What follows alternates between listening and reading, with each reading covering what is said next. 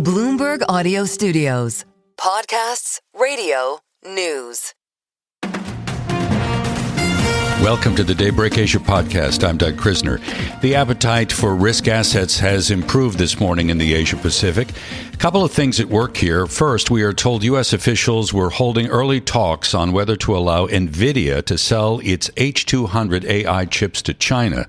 And last Friday, we heard from the head of the New York Fed, John Williams, and he seemed to suggest a near-term rate cut remains a possibility. Let's take a look at market action with our guest, Helen Zhu. Helen is managing partner, also the CIO of the family office NF Trinity. Helen joins us from Hong Kong. Thank you so much for making time to chat with me. Let's begin by looking at this unwinding that we saw last week of the AI trade, not just here in the States, but in the APAC as well. I think for all of last week, the MSCI Asia Pacific Index was down nearly 4%. How do you understand or make sense of what we have been seeing? Well, it's one big trade on a combined basis because it's a global ecosystem and value chain, right? So it's not a surprise that the U.S. and Asia would fall in tandem or go up in tandem as well. What we saw in the past few quarters is really, one after another, major capex hikes for AI companies in terms of 2026 and maybe even beyond in terms of expectations. And also, obviously, in the private market, we saw huge valuation jumps for some of the leading companies. So it was very much a virtuous feedback loop. So as valuations went up, then companies that were in fear of not being able to fund their capex or their businesses got funded more easily and so on and so forth. So positively reinforcing. What happened, I think, in the last couple of weeks is really a couple of things. One is that we have some concerns about, despite the willingness to spend on AI, whether there's going to be some supply side constraints. There is a lot more talk now about power constraints, about labor constraints, about, CoreWeaves that they had to push back their capex by a couple of quarters because of data center shell. So some of this noise, I think, makes people concerned that maybe the spend and the progress and pace will potentially miss versus what's already very, very elevated expectations. What about circular financing? Some of these deals, the way that funding is being provided, and then there's the issue of debt issuance when it comes to financing some of the capex. Are they together kind of troubling for you? I think the fact that there's debt financing involved by itself is not necessarily troubling because there's usually a significant amount of debt in any large infrastructure project. I think what's more concerning to the overall market is that it's basically company A investing into company B's share price going up, or company B raising money in order to buy products from company A. So that in itself is what people find to be a little bit, disconcerting. But that said, we're talking about multi-year projects and multi-year investment and revenue. So the risk of unraveling in the near term seems to be relatively low, especially given that most of the capex spend in 2025 and 2026 by the hyperscalers is not expected to have any meaningful cash flow generation or major ROI. Basically, all those guys have fully committed to the spend, irrespective of near-term ROI. So it is an implicit, risk over the medium to longer term, but not necessarily immediate. So I want to try to understand adoption of AI, maybe a little anecdotally. Can you give me a sense of how your firm, NF Trinity, is using AI? Of course. I think we actually see that AI tools are becoming more and more prevalent, and every month we have new tools, coming out. So, for example, now instead of downloading research reports one by one, scanning them through with the naked eye, looking for references to the key points that we want, all we have to do is go into some specific app and ask it to search for us exactly what we're looking for, and they will produce it for us and give us links to the source so that we can click in and follow through. So that would be one relatively rudimentary way. Another way would be, for example, if you think about it, previously we have loads of databases that are all separate. Now, actually, we can take a lot of the raw data and dump it into a large language model and ask it to produce certain results and search up specific things for us. So all of this stuff is, improving our efficiency by leaps and bounds for sure. I'd like to look at a little bit of the rivalry when it comes to artificial intelligence between the U.S. and China. The Trump administration, we are told, is considering some options to ease restrictions on exports of certain chips to the Chinese market, namely those from Nvidia. And I think the H200 chip is really one of the focal points here. We are told that U.S. officials have had some early discussions as to whether or not to allow these H200 chips into the Chinese market. How do you view this rivalry right now? And anecdotally, maybe you can give me a sense of what you're hearing from companies on the mainland and how well they are progressing to kind of meet what is, up until this point, been an advantage to the U.S. Based on our more recent research, certainly the mainland, semi and foundry space remains lagging versus the U.S. by quite a bit. So that is why there's still some demand for the H20, which is a quite outdated model of Nvidia that was banned for a while, but is now allowed for export to China. The H100 is what was previously banned. So if the H200 is actually also allowed, that would actually be a huge positive surprise for China. I don't actually agree that by sending these chips to China that is going to meaningfully stall China's progress.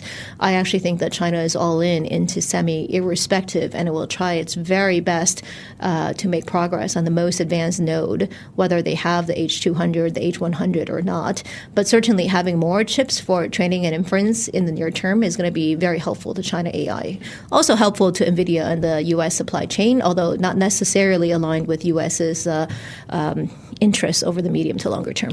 So we're approaching the holiday shopping season. We talk a lot in the States about the wealth effect and the degree to which a higher equity market has allowed certain consumers to tap in to their gains and fund more in the way of consumer spending. Is there a lot in the way of the wealth effect in the Asia Pacific? I think there is to a certain extent. I think in Hong Kong, for example, you can feel it more than a year ago, for sure. I think elsewhere, it really depends, right? So certain markets like Taiwan have done better.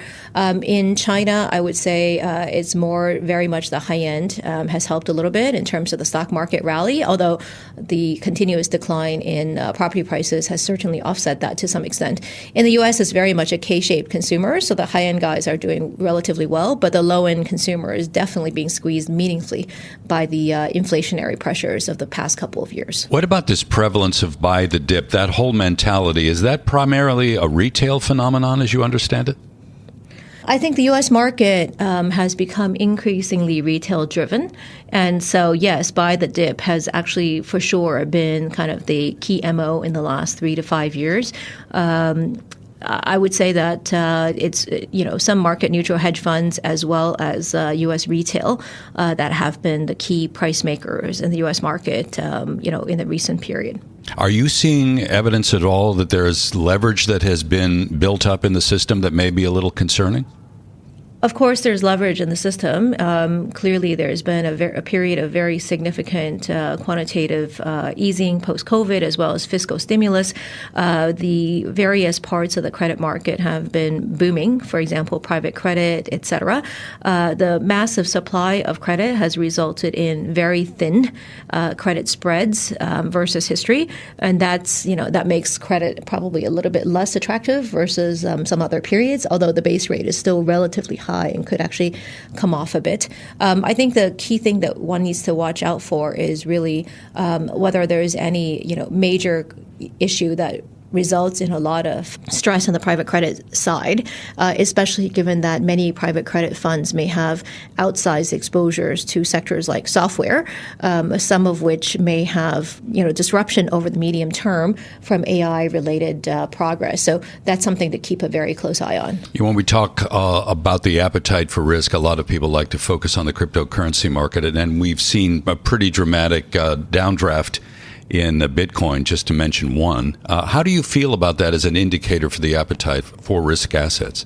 Crypto is indeed a high beta indicator for risk assets.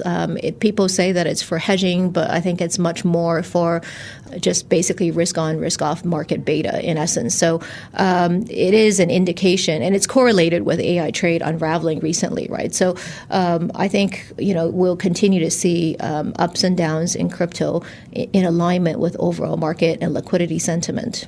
Where are you focused these days as you look for opportunity? Well, we have to be focused everywhere. The most important things to watch out for are really whether, there is an AI bubble or not, and whether there is a private credit bubble. We think that neither of which is likely to have a significant, burst in the short term, at least. But that's something to keep a very close eye on. The dollar has rebounded a little bit versus the bottom a couple of months ago. We still think that there are some opportunities in some of the emerging markets selectively, like we like Korea. Even excluding the tech sector, which has done phenomenally well. We like parts of Taiwan where the AI trade is, lagging versus their counterparts in the U.S. We still like certain parts of LATAM, et cetera. For China, we would be a bit more selective, given the market has rallied quite significantly this year, and the macroeconomic momentum has been slowing. And given the level of volatility that we have seen lately, I'm curious about how you're putting new cash to work. Are you holding on to a little bit of dry powder right now, looking for better entry points? I think most people are waiting for better entry points at the moment. But of course, keep in mind that, there are other things that one can put money into that are not as risky, for example, on the fixed income side or rates or other aspects, not necessarily just equities. Okay, we'll leave it there. Helen, thank you so very much. Helen Zhu, Managing Partner and CIO at the family office NF Trinity in Hong Kong, joining us here on the Daybreak Asia podcast.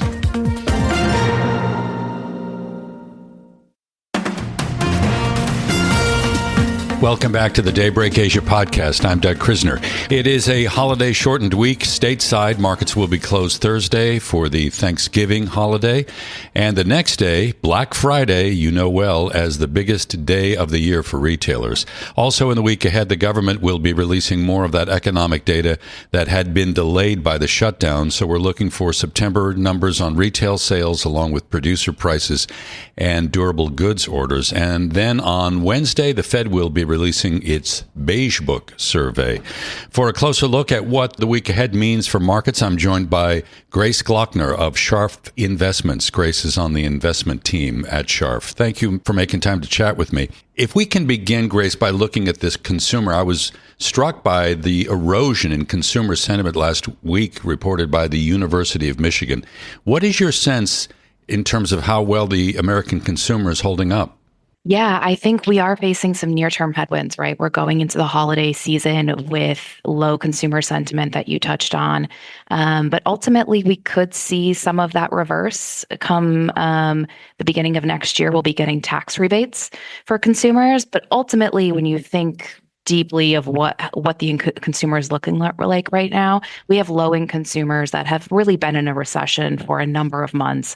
We have Gen Z and millennials with unemployment levels in the high single digits. So it's not a strong consumer picture, but in the near term, we could see some benefits beginning of next year when we get tax refunds. So we talk a lot about the wealth effect that the equity market has produced and how maybe higher income earners or those that have more direct exposure to the equity market have been able to spend more than those who don't have exposure to the equity space. Do you think that's an important distinction that we need to tease out a bit?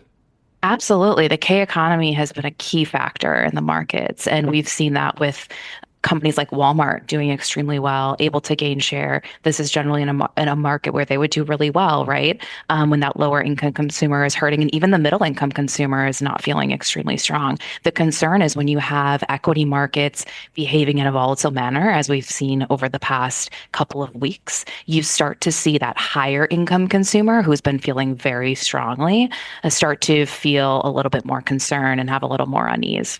We have seen a lot of volatility. You're absolutely right. Particularly as it's related to the AI trade. Where are you right now with this theme of artificial intelligence? Yeah, it's an interesting point that we're at right now. What you saw last week with the launch of Gemini 3 showed us a number of things. The first being that OpenAI is no longer kind of the end-all, be-all in terms of functionality or accessibility for these AI models, and that training can be done at the highest levels without NVIDIA GPUs because Gemini didn't use GPUs for the Gemini 3 model. So, and then the stocks reflected What you saw was Google performing extremely well and other AI companies not holding up as well over the course of the week. And so we may be entering an era where not all AI related companies are moving together anymore. And this is going to be extremely important when you think about how this trend evolves. So what are you inclined to do in a situation like that? Do you want to take some money off the table, particularly in some of those high-flying names that have done remarkably well? Yeah, it's interesting because the market has been so focused on AI and it's kind of been just, buy now, ask questions later in terms of where the market eventually evolves and who ends up having the most competitive models, most competitive chips, et cetera. So what we've been doing is looking at, okay, are there quality companies outside of the AI space where we don't have to make a bet on these technologies that are still very early days? It's kind of like betting on who's going to be the winner in the internet in 1999. Right? You probably would have said Yahoo, AOL, right? Companies that ended up not being the strongest in the space. And so we're looking for what we look for, like steady eddies is what we call them. And these are companies that are outside of the AI speculation largely, and they have performed really well in past recessions. They're in sectors like healthcare. Healthcare is trading at the most attractive levels that we've seen in 70 years. It's seen a little bit of a bid over the past month or so, but largely it's been forgotten. And there's really high quality companies that are being missed in this AI fervor. So we see it as an opportunity to buy some of those steady eddies. It's always the case that the Fed is really the dominant player when you look at market action. And we heard last Friday from the head of the New York Fed, John Williams. He sees room for a rate cut, in his words, in the near term. Maybe it's December, maybe it's sometime after the first of the year. How important is the Fed right now to your outlook and trying to remain constructive on the U.S. equity market? It all comes down to valuation, right? We're now in a situation where the market is priced for perfection, and it sets you up to see this volatility associated with any new Fed speak that we get. It's actually possible that the outlook for 2026 that comes out of that December meeting is more important than whether we get it cut in December or not, because people are starting to look forward. And so our thought is, let's look for companies that are not priced for perfection, and that allows us to have some ability for just these, company-specific stories to play out, and gives us a little bit more peace of mind when it comes to these Fed announcements. So you mentioned healthcare. I'm curious as to how you're feeling about the financials these days. Yeah, financials are a tricky one. You've seen the money center banks do extremely well. An area that we like is insurance. This is an area that generally performs well in a recession. You still have to, for the most part, maintain whether it's your home insurance or your auto insurance, and they're trading at a very attractive valuations. And so that would be another area that we would highlight within financials. I think it's tough in a time of AI to look at the regional banks where are they going to be able to compete with these larger institutions, and that's been part of the concern in addition to the credit concerns that they've had as well. So what's your outlook for the new year? We are cautiously optimistic for the steady eddy companies. I think it's going to be, it could be another stock pickers market, right? What we saw in 2025, the setup has been that AI really drove returns. It drove the earnings growth in 2025. But what that did is it allowed opportunities in companies that still have strong earnings growth, double-digit earnings growth, irrespective of market cycles, and they're trading at low valuations. So we see an opportunity for those companies to outperform in 2026 because they do have that valuation support, and potentially could see a mean reversion where some of these valuations in 2026 from tech AI companies that are deemed to be not winners for the near term. It's tough to say how it's going to play out longer term, but right now that's how the market's viewing it. Could see their valuations come in, and you could see that those AI dollars drive to just a few companies that are viewed to be winners. Do you want to be diversified offshore right now globally, or are you looking at other markets outside the U.S.? The global equity market is very attractive, right? It's still trading, even though we saw a little bit of a run earlier in the year, it's still trading at more attractive valuations than we have in the US. The key there is to make sure that you're finding quality companies with really strong earnings growth, and you can get them at a discount to what you'd get in the US. Okay, Grace, we'll leave it there. Thank you so very much. Grace Glockner is with Scharf Investments, joining us here on the Daybreak Asia podcast. Thanks for listening to today's episode of the Bloomberg Daybreak Asia Edition podcast. Each weekday, we look at the stories shaping markets, finance, and geopolitics in the Asia Pacific. You can find us on Apple, Spotify, the Bloomberg Podcast YouTube channel, or anywhere else you listen. Join us again tomorrow for insight on the market moves from Hong Kong to Singapore and Australia. I'm Doug Krisner, and this is Bloomberg.